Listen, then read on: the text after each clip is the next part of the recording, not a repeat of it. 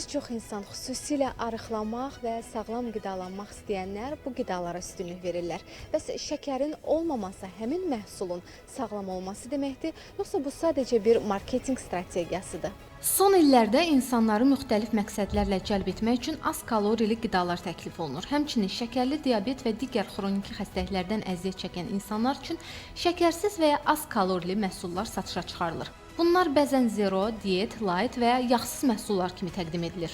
Pərhiz saxlayanlar üçün də uyğun məhsullarımız olur. Onlar da həmin məhsullardan alırlar, yararlanırlar, istifadə edirlər. Yəni heç bir əlavə orada qeydiyyatdan belə deyim, kənar bir şey yoxdur. Hər hansı bir məhsulun üzərinə yazılırsa, misal üçün glütensiz, şəkər xəstələri üçün, yəni olduğu kimi də bu məhsulun satışı mövcud olur. Həmin məhsullar üzərində hər hansı bir yazılar qeyd olunubsa, tərkibi də həmin eyni vəziyyətdə olur. Dietik məhsulların ümumi kalorisi, şəkəri, yağı və ya karbohidrat miqdarı azaldılsa da, onların tərkibinin keyfiyyəti və sağlamlığa təsiri də diqqətə alınmalıdır. Çünki əksər hallarda şəkərsiz məhsullarda şəkər əvəzinə aspartam və ya sukraloza kimi şirinləşdiricilərdən istifadə olunur. Mütəxəssislər deyirlər ki, bunlar kimyəvi qatqı maddələridir və bəzi hallarda daha zərərli hesab olunur. Orqanizm onları təbii şəkər kimi qəbul etmir. Həddindən artıq istifadəsi qaraciyər və böyrək funksiyalarına mənfi təsir göstərə bilər.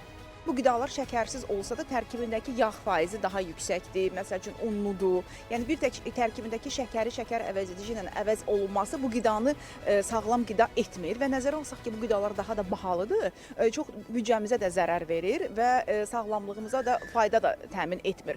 Və yaxud deyək ki, yazırlar ki, yağsız, unsuz.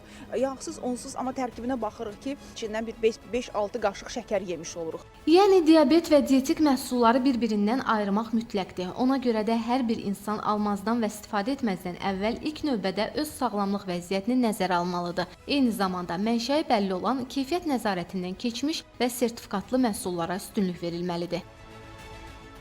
Gülnar İlqar qızı, Zaur Həşimov, Telesəhər.